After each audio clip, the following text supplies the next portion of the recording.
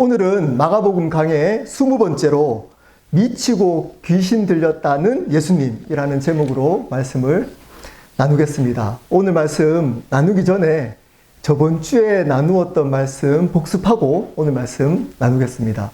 저번 주에는 제자를 세우시는 예수님에 관해서 말씀을 나누었습니다. 예수님이 제자를 세우는 기준이 무엇이라고 그랬나요?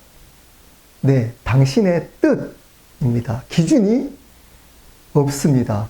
예수 그리스도의 제자들은 다양했다라고 말씀을 드렸습니다. 그러므로 우리가 다른 것을 틀리다고 이야기를 하면 안 된다라고 말씀을 드렸습니다. 그리고 예수님을 불러주신 그 제자들은 연약한 자들이었습니다. 흠이 많았던 자들이었습니다. 그러므로 옆에 있는 자들 중에 부족하고 흠이 있더라도 함부로 판단하면 안 된다라고 말씀을 드렸습니다. 그리고 그들은 대부분 순교했습니다. 순교했습니다. 근데 지금은 그리스도의 제자들이 죽으려고 하지 않고 더 커지고 더 많이 가진 사람들을 존경하는 시대가 왔습니다. 어느 것이 맞을까요? 어느 것이 맞는지를 여러분 곰곰이 생각하면서 신앙생활 해야 하는 겁니다. 제자는 마땅히 주를 위해 죽을 수 있는 사람들입니다. 오늘은 미치고 귀신 들렸다는 예수님이라는 제목으로 말씀을 나누겠습니다. 오늘 제목의 말씀처럼 어떤 부류는 예수님을 미쳤다라고 했고 어떤 부류의 사람들은 예수님을 보고 귀신이 들렸다라고 했습니다. 그것을 보고 어쩌면 우리가 예수님에 대해서 그러한 태도가 있는지를 점검해 보시기를 바랍니다. 한 절씩 보도록 하겠습니다. 우리 설교 노트 볼까요? 마가복음 3장 20절 말씀 우리 함께 읽어보도록 하시겠습니다. 시작. 식사할 겨를도 없는지라. 산에 올라가셔서 제자를 부르셨던 예수님은 이제 집으로, 산으로 내려오셔서 어떤 사람의 집에 들어갔습니다. 이 집은 대부분 학자들은 베드로의 집이라고 추측합니다.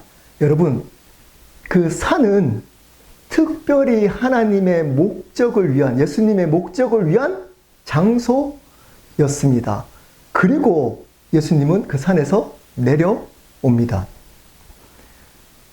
우리가 하나님의 일을 해야 될 곳은 우리의 삶의 일상입니다. 산이 아닙니다. 여러분, 교회 안에서만 우리끼리 모여있으면 안 된다는 겁니다. 예수님은 다시 일상의 삶으로 돌아옵니다. 그리고 너무 많은 사람들이 또 몰려옵니다. 왜 몰려올까요? 예수 그리스도의 복음, 하나님 나라의 복음을 듣기 위함이 아니었고 그들의 필요를 채움받기 위함이었습니다. 그럼에도 불구하고 예수님은 그들의 필요를 채워주십니다. 그러므로 여러분, 여러분의 기도가 응답된다고 여러분이 마땅히 당연히 잘 신앙생활을 한다고 착각하면 안 됩니다. 하나님의 배려와 은혜일 수 있습니다. 그리고 그 예수님은 그 일을 하는데 식사할 겨를도 없었다. 식사는 기본적인 우리 삶의 욕구입니다. 그것을 내려놓을 정도로 하나님의 일을 열심히 하셨다는 겁니다. 사역자인 저에게 시사하는 바가 큽니다. 3장 21절 말씀 제가 또 함께 읽겠습니다. 우리 함께 또 읽어보도록 하겠습니다. 시작. 예수의 친족들이 듣고 그들을 붙들러 나오니 이는 그가 미쳤다 함이러라.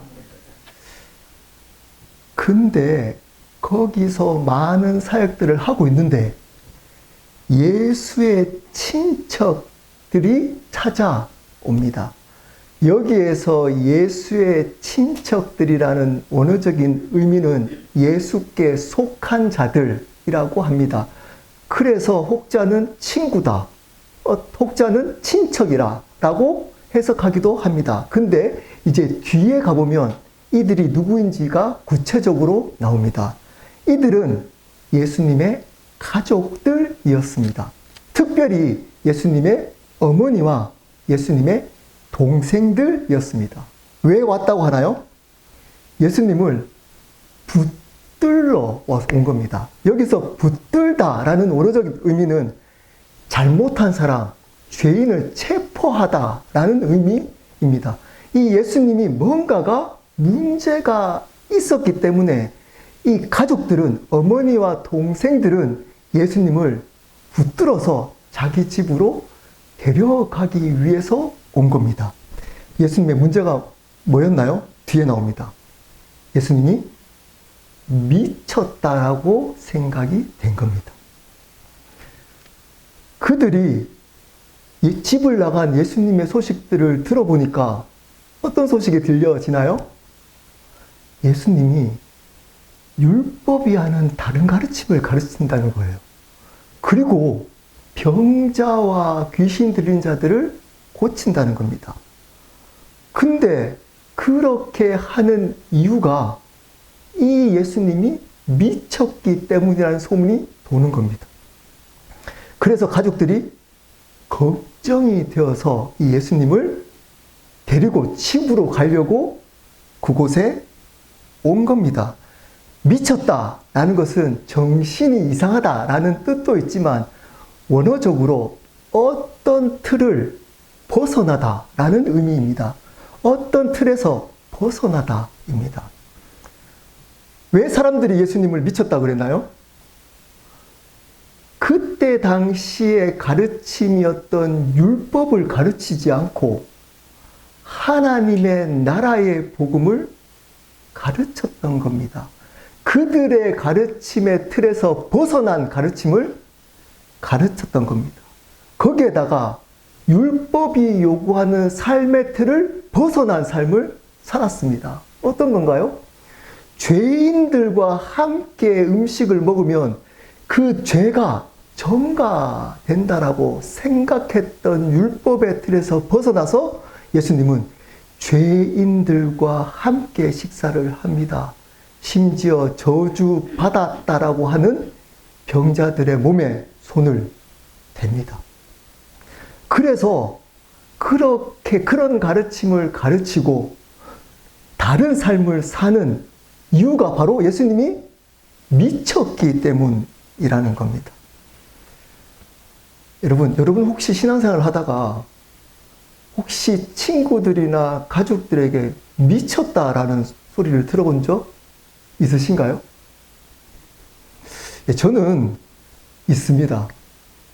불교 학생의 임원이었던 제가 갑자기 예수님을 만나가지고 신앙생활을 열심히 했더니 저희 아버지가 미쳤다라고 하더라고요. 목사가 되기 전까지 사실 이런 얘기들을 종종 들었습니다. 여러분, 어쩌면 이렇게 미쳤다라는 소리를 듣는 그 사람이 정상일 수 있습니다. 다시 말씀드립니다. 미쳤다라고 듣는 그 사람이 하나님 보시기에는 정상적인 신앙인일 수 있습니다. 한번 생각해 보십시오. 여러분, 지금 데리러 온 사람이 누구인가요? 예수님의 어머니와 동생들입니다. 동생들은 예수님을 미쳤다라고 이야기하는 것이 어느 정도 이해가 됩니다. 같이 자랐던 제일 큰 형이었던 예수님, 30세까지 자기와 함께 목수일을 도우면서 더불어 살아갔던, 종종 싸우기도 하고 같이 밥도 먹고 같이 여행도 다니고 같이 일을 했던 그 형이 30세가 되어서 갑자기 자기가 주님이라는 겁니다. 여러분, 그러면 미쳤다고 안 하겠나요? 이 동생들은 미쳤다라고 하는 것이 어쩌면 당연한 걸 수 있습니다. 근데 한 사람은 그러면 안 됩니다. 누구인가요? 예수님의 어머니 마리아입니다. 여러분, 마리아는 예수님을 남편인 요셉과 동침하지 않고 동정녀인 상태에서 예수님을 잉태했습니다. 그러면 그 예수님이 인간이 아니었다는 것들을 이미 알고 있었습니다. 여러분, 누가복음 2장 8절부터 14절에는 천사가 나타나서 그 잉태한, 동정녀로 잉태한 그 사람이 주다, 그리스도다 라고 천사가 알려줬습니다. 마리아가 요셉과 동침하지 않고 잉태한 그가 천사를 통해 주님, 그리스도이심을 마리아는 알았습니다. 알았습니다. 전부터. 근데 지금 이제 와서 예수님이, 그러면 그 주님이신 예수님이 복음을, 하나님 나라의 복음을 전하는 것이 미친 행동인가요? 그 주님이 병을 낫게 하고 귀신을 쫓아내는 그 행위가 미친 행위인가요? 아닙니다. 하나님이신 주님이신 예수 그리스도가 마땅히 당연히 할 수 있는 당연한 일인 겁니다. 근데 어머니는 예수님을 향해서 미쳤다라고 합니다. 왜 그럴까요? 제가 이거 가지고 설교한 적이 있습니다. 초창기에. 누가복음 2장 41절부터 51절에 나옵니다. 자, 이런 상상을, 합리적인 추측입니다. 제가 추측해봤습니다. 처음에는 이 예수님이 와, 주님이구나, 동정녀로 잉태하고 천사가 가르쳐 주니까 예수님이 주님이구나 라고 감격했습니다. 마리아가. 그리고 그 예수가 태어났습니다. 동방박사가 경배합니다. 아, 맞구나 라고 예수님을 주님으로 생각했습니다. 근데 배가 고프다고 예수님이 우는 겁니다. 그럼 어떻게 될까요? 마리아가 젖을 먹입니다. 그 주님이고 하나님이라고 했던 그 예수님이 푸푸를 합니다. 그럼 어떻게 될까요? 기저귀를 치워야죠. 배가 고프다고 웁니다. 그리고 종종 크면서 동생들과 싸움도 합니다. 목수의 일을 아버지가 가르치기도 합니다. 자, 그러다 보니까 어느 순간 이 예수 그리스도가 주님이심을 잊어버렸습니다. 마땅히 엄마인 마리아가 케어해야 될 아들 예수로 착각한 겁니다. 자기의 뜻대로 마음대로 할 수 있는 아들 예수로 착각한 겁니다. 가장 가까이 있었던 어머니가 예수님을 몰랐습니다. 잊어버렸습니다. 그래서 누가복음 2장 41절부터 51절에는 예루살렘에 예배하러 가다가 예수님을 잃어버립니다. 그리고 화를 냅니다. 왜 그럴까요? 아니, 예수님이 마땅히 엄마인 나를 쫓아와야지. 안 쫓아왔던 예수님, 그래서 길을 잃어버렸던 예수님, 그래서 그 예수님이 성전에서 율법학자들하고 이야기하고 있는 그 예수님이 누구인지를 모릅니다. 가장 가까이에서 예수님을 봤던 그 마리아가 예수님을 미쳤다라고 합니다. 우리도 그럴 수 있습니다. 가장 가까이에서 신앙생활을 한다고 하는 목사들, 전도사, 안수집사, 장로, 선교사, 신학교 교수가 예수님을 자기의 뜻대로 할 수 있는 대상으로 착각하는 경우가 너무 많습니다. 그 예수님을 기도하면 자기의 기도를 당연히 응답해야 될 대상으로, 입술로는 주님 그러는데 마땅히 기도하면 들어줘야 될 대상으로 착각합니다. 여러분, 예수님은 그러한 분이 아닙니다. 우리가 마음대로 하실 수 있는 분이 아닙니다. 우리의 뜻대로 그분이 맞춰져야 될 분이 아니고 그분은 누구신가요? 주님이십니다. 그분은 그분의 뜻대로 우리의 삶을 마음대로 하실 수 있는 주님이십니다. 이렇게 주님으로 살면 어떤 소리 듣는다고요? 미쳤다. 미쳤어 저 사람.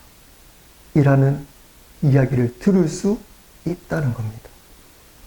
여러분, 이 사람이 어쩌면 바른 신앙인일 줄 모릅니다. 미친 사람. 예수님의 미친 사람. 그분이 그분의 뜻에 맞춰가는 사람. 쉽게 여러분의 삶 가운데 적용하면서 얘기해 볼까요?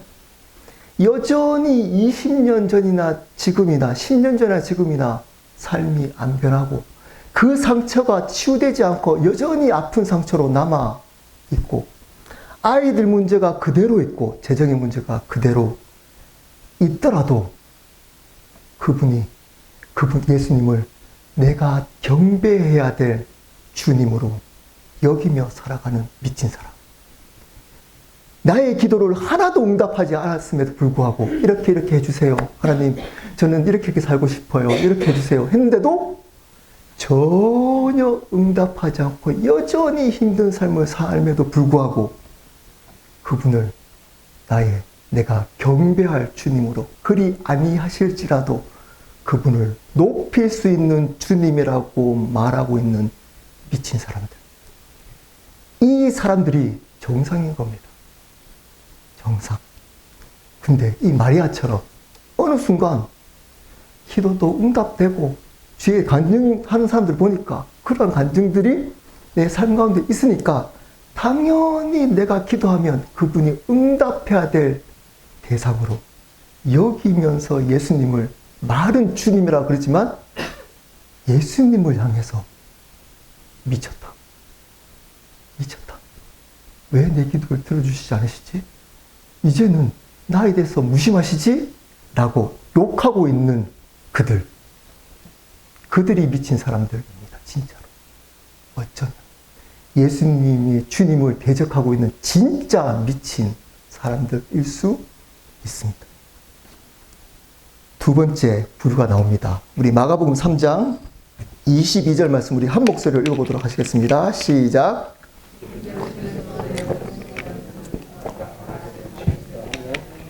또 귀신의 왕을 힘입어 귀신을 쫓아낸다 하니 또 한 부류가 나옵니다. 예루살렘에서 내려온 사내들인 공회에서 파송된 서기관들은 그때 당시에 율법을 필사하고 율법을 연구하던 그리고 가르쳤던 사람들입니다. 율법학자였습니다. 왜 내려오게 했을까요? 예수의 소문을 들었습니다. 미쳤다라고 하는데 영향력들이 커지는 겁니다. 그래서 진짜 미쳤는지를 확인하기 위해서 보낸 겁니다. 근데 그들이 내렸던 결론이 있습니다. 뭐라고 얘기하나요? 그가 바알세부를 짚혔다 하며 또 귀신의 왕을 힘입어 귀신을 쫓아낸다 하니 그들이 내린 결론은 예수님은 미친 게 아니고 뭐라고요? 귀신 들렸다. 바알세불은 바로 뒤에 나오잖아요. 귀신의 왕이라는 겁니다. 귀신의 우두머리 귀신이 쓰여서 그 귀신의 힘으로 그 밑에 있는 귀신들을 쫓아내는 거다. 이 이성적이었던 이 율법학자 서기관들은 만약에 미쳤으면 귀신을 못 쫓아내잖아요. 미친 사람들이 어떻게 귀신을 쫓아내나요? 아, 이 예수는 미친 게 아니고 귀신을 쫓아내는 거 보니까 귀신이 들린 거야. 능력 있는, 이 귀신을 쫓아내는 귀신보다 더 큰 능력이 있는 귀신이 들렸다라고 결론을 내립니다. 굉장히 이성적이고 합리적인 겁니다. 자기의 생각과 경험을 토대로 그 예수님을 판단하는 합니다. 여러분, 우리가 하나님의 역사나 예수님에 대해서 여러분이 판단할 때 여러분이 가지고 있는 경험과 지식을 기반으로 예수님의 역사를 함부로 판단하면 안 됩니다. 특별히 예수님이 주님이신지를 모르고 예수님을 주님으로 영접하지 않는 상태에서 여러분이 가지고 있는 생각으로 예수님이 어떠한 분이라고 함부로 판단하면 안 됩니다. 가장 중요한 것은 예수님이 누구이신지를 먼저 알고 바르게 알고 그 예수님을 바르게 영접하는 겁니다. 아무리 말씀을 많이 알고 거룩한 삶을 살고 금식하고 예배 빠지지 않고 교회 봉사 잘하고 사람들한테 존경받더라도 예수 그리스도가 창조주 하나님이심을 모르는 그분이 모든 만물의 주권자 주님이심을 모르는 상태에서 판단하는 그 모든 판단은 틀립니다. 그리고 그렇게 하는 모든 행위들, 이 바리새인이 했던 금식, 성경 암송, 거룩한 행위, 구제 이런 것들은 마태복음 7장을 근거로 뭐라고 그러나요? 불법이라고 합니다. 근데 몰랐어요. 자기들은 이것이 의로운 행위라고 착각합니다. 예수 그리스도가 주님이심 안에서, 주 안에서 그분의 주권을 인정하는 삶이 아닌 내 노력으로 내가 주인 되어서 내 지식과 내 경험 안에서 이런 거죠. 교회 부모님이 너 교회 빠지면 하나님이 싫어해. 부모님의 가르침 때문에 교회 빠지니까 뭔가 일이 잘 안 돼요. 그러한 것 때문에 찝찝해요. 예배 빠지면. 그러한 생각 때문에 습관적으로 교회에 나와서 헌금하고 예배 드리고 아무리 봉사를 잘 하더라도 그분의 주권 때문에 그분이 주님이심이 인정되고 그 믿음 안에서 이 행위를 하지 않으면 그 모든 행위는 불법입니다. 예수님을 대적하는 행위입니다. 심지어 목사도, 심지어 선교사도.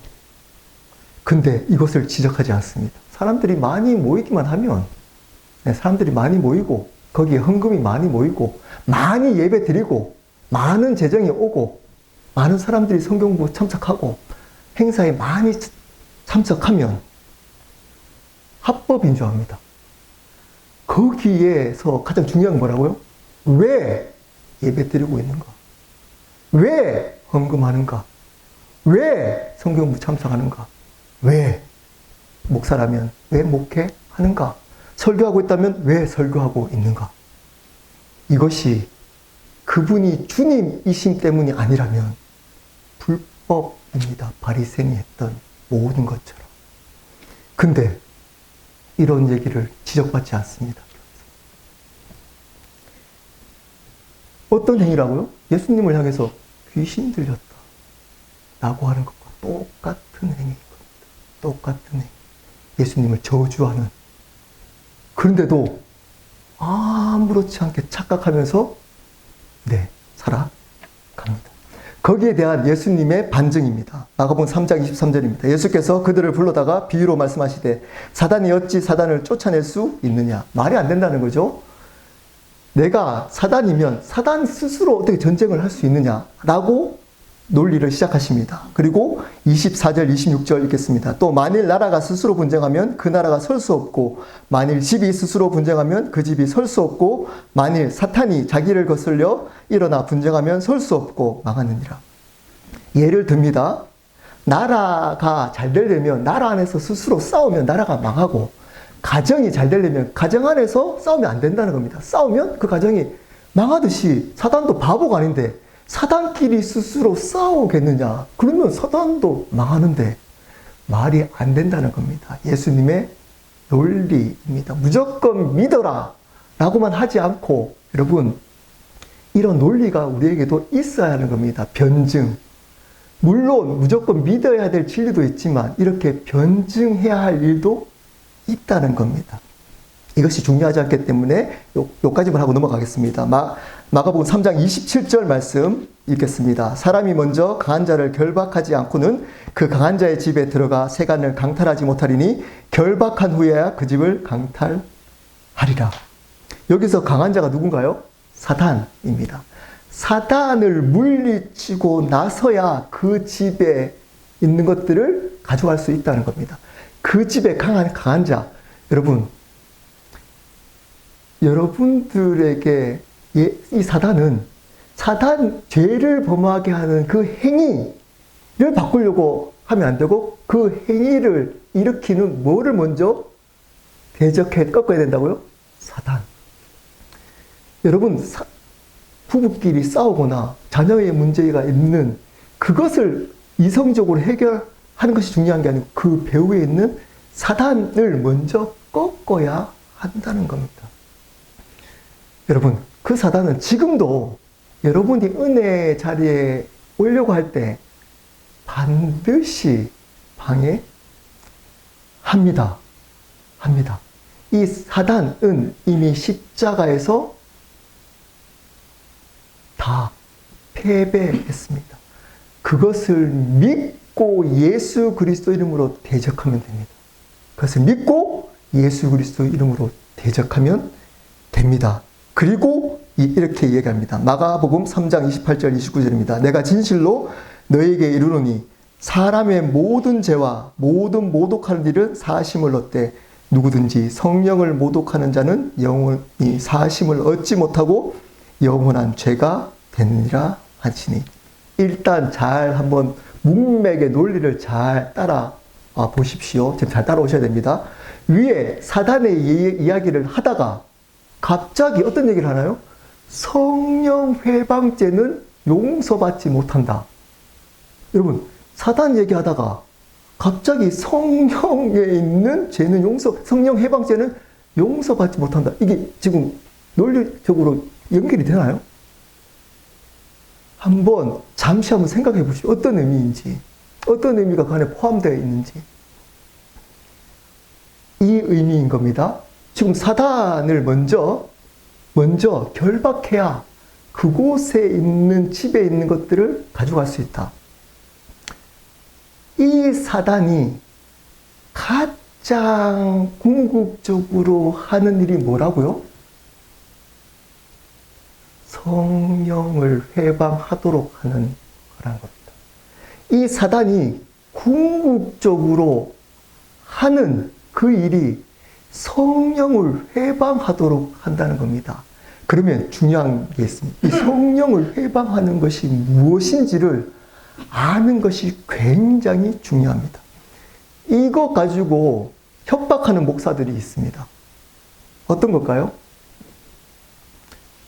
은사주의 쪽의 분들은 하나님의 역사 기도하는데 귀신 쫓아내고 마이크 대고 귀신 앞으로 불러놓고 막 마이크 대고 귀신 얘기하고 예수 그리스도 이름으로 그러면 막 쓰러지고 막 그런 거 부정하는 거 아닙니다. 그것을 주로 의처럼 하고 있는 그거 조심하셔야 합니다. 그러면서 그 사람들이 이렇게 얘기합니다. 그것을 판단하고 지적하는 저 같은 사람에게 어떤 얘기 할까요? 성령의 역사를 회방하는 사람. 그래서 이 죄를 범하는 사람은 용서받지 못하기 때문에 조심해야 된다. 함부로 그러한 성령의 은사 역사를 방해하면 큰일 난다라고 협박합니다. 속지 마십시오. 그 뜻이 아닙니다. 이 성령. 자, 여기에 그 병행 구절인 구절을 한번 띄워볼까요? 네. 마태복음 12장 31절부터 32절 말씀입니다. 제가 31절 말씀 제가 한번 읽겠습니다. 그러므로 내가 너희에게 이르노니 사람에 대한 모든 죄와 모독은 사하심을 얻되 성령을 모독하는 것은 사하심을 얻지 못하고. 여기 구절 똑같죠? 사람에 대한 모든 죄와 모독. 여기서 사람에 대한, 우리 여기 마가복음에는 사람의 모든 죄라고 하니까 사람이 주체적으로 짓는 죄가 아니고, 여기 뜻은 사람을 향한 죄. 그러니까 대상인 겁니다. 죄를 짓는 대상, 죄를 짓는 주체가 아니고 사람을 향해서 짓는 모든 죄들은 다 용서를 받을 수 있는데, 하나님을 향해서 짓는 죄는, 성령을 향해서 짓는 죄는 용서를 못 받는다는 겁니다. 우리 32절 볼까요? 또 누구든지 말로 인자를 거역하며 사심을 얻되 누구든지 말로 성령을 거역하면 이 세상과 오는 세상에도 사심을 얻지 못하리라. 오늘 말씀에는 없는 구절이 마태복음에 있습니다. 자, 말로 인자를 거역하면 사심을 받을 수 있다. 31절에 어떤 말과 대꾸를 이루나요? 사람에 대한 모든 죄. 자, 인자를 거역하는 죄와 사람을 향해 있는 죄가 똑같은 의미인 겁니다. 이거를 가지고, 인자를 거역하는 죄를 가지고 어떤 학자들은 이렇게 해석하는데 틀린 해석입니다. 예수님이 인간으로 오신 것을 거역하는 것, 예수님의 인성을 부인한 것은 용서받을 수 있다, 이 뜻이 아닙니다. 이 뜻이 위에 말에 하면 그때 당시에 율법, 그리고 율법이 정하는 그러한 행위들을 예수님이 어겼잖아요. 그 어겼던 예수님을 보고 예수님을 향해서 어떻게 저럴 수 있느냐, 예수님 저러면 안 되지 라고 예수님을 비난했던 그 죄. 다른 말로 예수님이 인간, 그때 당시에 살아가고 있었던 사람들이 이렇게 해야 돼, 윤리적이고 도덕적인 것, 이런 것들을 어겼잖아요. 예수님이 율법을 어겼잖아요. 그렇게 어기듯이 우리도 그러한 죄를 어기더라도 회개하면 어떻게 될 수 있다고요? 용서받을 수 있다는 겁니다. 여러분, 요 시간이 길어질 수 있어요. 어떤 의미인지 아시겠죠? 쉽게 얘기하면 이 땅에 있는 도덕적이고 윤리적이고 인간을 향해서 어떤 죄들, 아주 악독한, 여러분 가장 최악의 경우를 한번 생각해 보십시오. 연쇄살인범, 이런 인간을 향해서 지었던 모든 죄들은 바르게 회개하면 용서받을 수 있다는 겁니다. 자, 근데 한 가지 죄는 절대 용서받지 못한, 인간을 향해 있지 않고 누구를 향해 있는 죄? 성령을 향해 있는 죄. 그게 뭐냐면 32절에 말로 성령을 거역하며. 자, 이 뜻이 뭘까요? 말로 성령을 거역한 죄, 거절한 죄. 이 죄의 의미가 여기가 훨씬 더 잘 나와 있는 겁니다. 예수 그리스도의 신성을 부인하는 것. 그분이 하나님이심을 부인하는 것. 그분이 우리의 죄를 용서한 구원자이자 하나님이 부활하셔서 창세기 1장 1절을 성취하셨던 창조주 하나님이시라는 것을 주님, 모든 만물의 주님, 모든 인간의 주님이심을 부인하는 것. 그 죄는 용서받지 못한다. 다른 말로 예수님을 구원자이자 주님으로 영접하지 않는 그 죄는 용서받지 못한다는 겁니다. 여기까지 이해가 됐죠? 자, 그러면 다시 한번 들어오겠습니다. 마가복음 3장 28절 29절. 여기에서 너희가 누군가요? 그러면 30절까지 하면 알 겁니다. 이는 그들이 말하기를 더러운 귀신이 들렸다 함이라라. 누군가요? 서기관들입니다. 서기관들, 예수님을 향해서 이것은 하나님의 역사가 아니고, 다른 말로 예수님은 하나님이 아니고 귀신의 역사야. 예수님은 하나님 아니야. 하나님 아니야. 라고 생각하고 있기 때문에 바리새인은 영원히 용서받지 못한다는 겁니다. 이러한 바리새인들이 생각보다 많습니다. 어떻게 착각할까요? 바리새인들이 착각하는 것과 똑같이 착각합니다. 일주일에 2번 금식합니다. 2번 금식합니다. 11조 열심히 드리고 심지어 구제까지 합니다.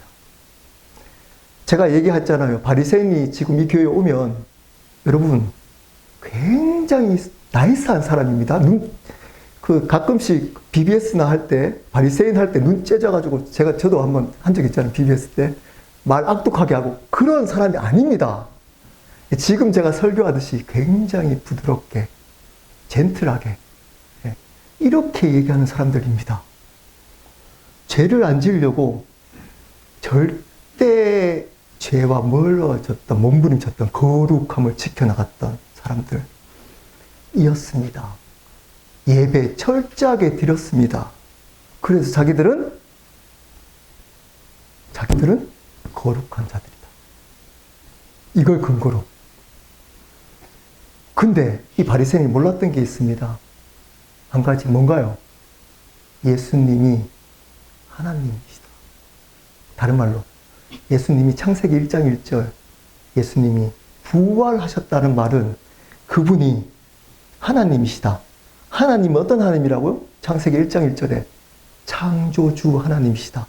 그분이 주님이시다. 예수님이 주님이시다. 창조 주님이시다. 라는 것을 인정하지 않았습니다. 이걸 인정하지 않는 사람이 생각보다 많다는 겁니다. 그러면서 열심히 교회에서 하는 종교 생활을 근거로 자기는 구원받았다 라고 착각하는 자들이 많다는 겁니다. 그 근거. 그리고 대부분 사람들은 저 사람이 신앙 좋다고 할 때 어떤 근거를 얘기할까요? 이런 바리새인적 서기관들이 가지고 있는 그 근거로 그 사람들이 신앙이 좋다라고 인정해 버립니다. 결과적으로 그렇게 열매가 맺을 수는 있습니다. 하지만 그렇게 행위를 한다고 다 신앙이 바른 것은 아닙니다. 근데 이걸 지적하지 않아요. 그래서 여러분 이거 지적받아야 돼요. 그래야 여러분들이 착각하지 않을 수 있다는 겁니다. 이들은 예수님의 역사를 몰랐어요. 그분이 누구인지를 몰랐어요. 그 앞에 계시는 그분이 나와 어떤 연관인지를 몰랐어요. 그가 나의 주인이라는 걸 몰랐어요. 몰랐습니다. 그리고 그것을 숨겼어요. 모르는 것을. 제가 언제였죠? 금요일날 새로운 삶 때 제가 나눈 적 있잖아요. 이 바리새인은 교회에서 해야 될 4가지 중에 한 가지는 안 했습니다. 예배, 교회 꼭 해야 될 거, 뭐 있죠? 예배, 성경 공부, 성도와의 교제, 기도. 이거는 성경에서 말하고 있는 교회에서 본질적으로 해야 될 4가지입니다. 근데 바리새인은 이 4가지 중에 뭘 안 했죠? 예배, 철저하게 드렸습니다. 성경 공부, 이 사람들은 구약을 외우고 다녔어요. 기도, 금식 기도를 일주일에 2번 했다니까요. 뭘 안 했을까요? 교제. 어느 순간 교회가 교제를 안 해요. 왜 교제를 못 할까요? 사람들이 많이 와야 되잖아요. 네, 많이 와서 그분들이 마음을 나눌 수 있을까요? 진짜 교제. 여기서 말하는 교제는 뭘까요? 자기의 아픔과 상처, 죄악들을 나누는 겁니다. 바리새인은 자기가 예수님이 누구인지 모른다는 것들을 나눈 적이 없습니다. 몰라요. 근데 아는 척 하기도 하고 자기는 궁금하기도 할 거예요. 근데 나눈 적이 없습니다. 그리고 예수님에 대해서 귀신이 되었다라고 착각합니다. 말씀을 마무리하도록 하겠습니다. 여러분, 이 두 부류가 우리 교회 안에도 생각보다 많습니다. 마리아와 같은 사람들. 이런 거죠. 가장 가까이에서 예수님을 섬긴다고. 제가 예수님을 쫓는 가짜들에선 얘기 나눴습니다. 가장 가까이서 섬긴다고. 제가요 30년 동안 예배도 한 번도 빠지지 않고 11조 꼬박꼬박 드리고, 그리고 성경 공부, 새로운 삶 참석 열심히 하고, 전도도 열심히 하고, 제가 그렇게 예수님을 정말 열심히 가장 가까이서 섬겼잖아요. 근데 그렇기 때문에 예수님을 당연히 나의 기도를 들어주셔야 되고, 당연히 나와 함께 계셔야 되는 수단으로 착각하고 있는 사람들. 목사이기 때문에, 선교사이기 때문에 당연히 그들이 기도할 때, 선교할 때, 목회할 때 당연히 응답해주고 함께 해야 한다라고 착각하는 목사들, 선교사들. 잘 들으셔야 됩니다. 저를 포함해서. 그러면 마리아일 수 있습니다. 예수님은 목사가 켈로그에 제가 목회할 때, 하나님 저희 교회 사람들을, 제가 기도하고 있잖아요. 일꾼들을 많이 보내주십시오. 기도했어요? 안 보내주세요. 올해 안 보내주셨잖아요. 네, 오히려 이렇게 떠나가시는 분들이 종종 있잖아요. 그래도 주님이십니다. 그래도 주님이십니다. 이거 마땅히 그렇게, 저희 교회는 복음을 전하는 교회잖아요. 이번에도 새로운 삶 하면서 전 세계에 있는 분들에게 지금 8번, 거의 300명에게 복음을 전하고 있잖아요. 영향이 적지 않습니다. 적지 않습니다. 근데 사람들이 오지 않아요. 기도하면 당연히, 그렇게 복음을 전하고 가장 가까이서 복음을 전하는 그 일을 하는데, 기도하고 교회 하나님 이렇게 해달라고 그러면 해주셔야죠 라고 착각하시면 큰일 난다. 안 해주실 수 있는 분이십니다. 그분은. 왜인가요? 켈러교회의 주님이시기 때문입니다. 이거를 믿어야 되는 겁니다. 가장 가까이 있다고 착각하면 안 됩니다. 두 번째. 어떤 게 있나요? 말씀을 잘 안다고, 내가 목사이어서 신학 공부를 열심히 하고, 내가 성경 공부를 열심히 해서 하나님의 역사 간증들을 많이 경험하고, 그리고 내가 이런 삶을 살고 말씀의 지식을 많이 안다고, 말씀의 이해를 잘한다고, 당연히 예수님을 잘 믿는다고 착각하시면 안 됩니다. 그런 사람들이 성경을 근거로 얘기하잖아요. 성경에 이렇게 나와 있잖아. 이렇게 나와 있잖아. 이런 죄를 지면 돼. 성경에 나와 있는데. 이런 사람도 있잖아요. 말씀 얘기하면서 사단도 그렇게 지적한다는 예수님을, 그렇게 얘기하는 사람 조심하십시오. 조심하셔야 됩니다. 여러분, 그분의 마음, 하나님 아버지의 마음이 빠진 예수 그리스도가 주님이시고, 그것을 우리의 주님이신 그 이유가 우리를 사랑함으로 그 일을 했다는 것이 빠진 상태에서 그 일을 하는 그것은, 여러분, 하나님을 대적하고 있는 겁니다. 이 두 부류가 생각보다 많습니다. 혹시 여러분이 아닌가요? 혹시 여러분이 그 착각 속에 살아가고 있지 않나요? 그렇다면 여러분들은 예수님을 미치고 귀신 들렸다고 대적하는 대적자들입니다. 반대로 예수님을 주님으로 믿으면 어떤 일이 있을 수 있을까요? 여러분을 향해서 미치고 귀신 들렸다. 정말 제정신이 아니다, 저 사람. 이라고 이야기를 들을 수 있습니다. 이 길 가야 되는 겁니다, 이 길. 여러분, 이 길 가야 되는 겁니다. 미치고 귀신 들렸다라고 지적받고 비난받는 그 길, 이 진짜 정상적인 그리스도인의 길입니다. 그 길을 가는 켈러 교회가 됐으면 좋겠습니다. 우리 함께 기도하도록 하겠습니다.